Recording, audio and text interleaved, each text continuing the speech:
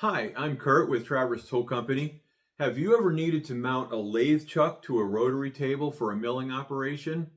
In this video, I'm going to show you how to make sure you're getting the right parts to fit the other parts and how the whole process works. First things first, so what do we need exactly to get a chuck mounted onto a rotary table? So obviously you need a rotary table. When you order that, it comes with clamps. So it has slots in here to bolt it down to the table.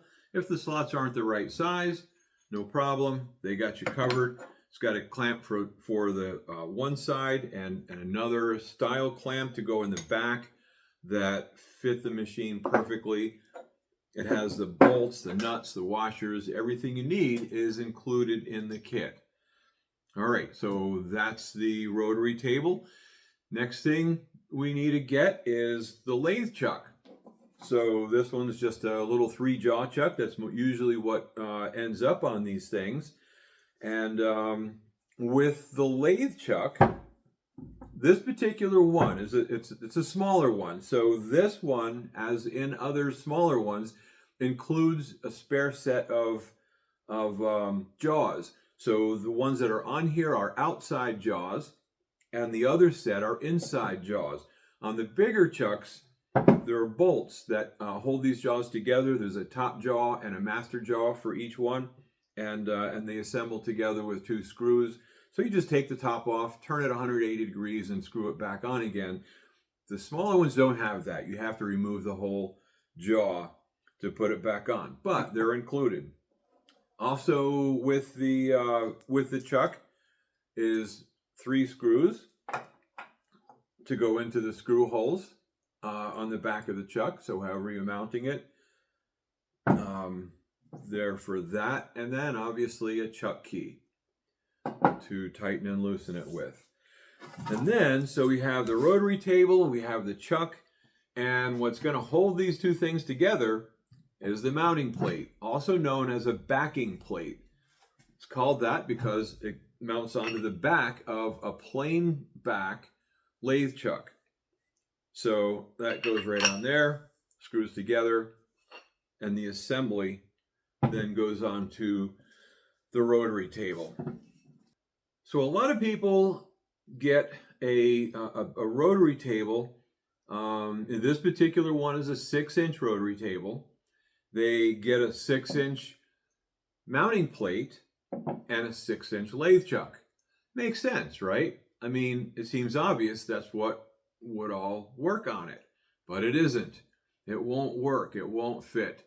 So any rotary table of any size is going to take the same size backing plate, but then the chuck is going to be smaller. How much smaller depends on the size of your setup, the rotary table and the chuck. In this particular case, it's a 6-inch rotary table, 6-inch backing plate, 5-inch lathe chuck.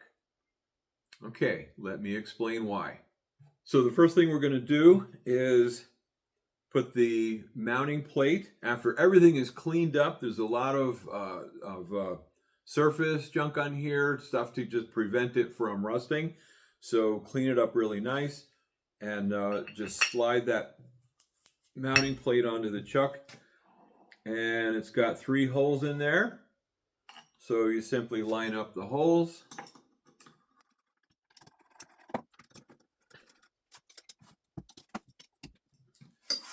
And fasten it down like that. Okay, so now we have an assembly, the chuck and mounting plate. Along with the mounting plate are all the fasteners. You have the screws, washers, even T-nuts that fit inside the T-slots in the rotary table. So each one slides in each of the 4 T-slots. Then there's this little doodad. It just looks like a plug. Well, that's a centering device, and it has an undercut on one side. It's a kind of a snug fit in here. So an easier way to get it in is take that undercut end, put it in there first, and oops, it drops all the way in. Well, no problem. Just put it on your your rotary table and just move it around to the center and tap that little plug down until it goes into the hole. And that plug is holding it centered. That plug is holding the chuck and mounting plate centered on the rotary table. Now we just go ahead and put our T-slots in here. Take our screw and washer that were included with the mounting plate and just put them all in there. So now you can see, probably without me even explaining anything, why we need a smaller chuck than a rotary table. Because after all, how could I put those screws in here if the chuck was the same size? And that's the reason why you need a smaller chuck. So again, the bigger the rotary table, the bigger the difference is between the size of the chuck and the table. But that's the plan. It's just that's the reason. I mean, it's just to access the screws so you can hold the chuck down to the rotary table.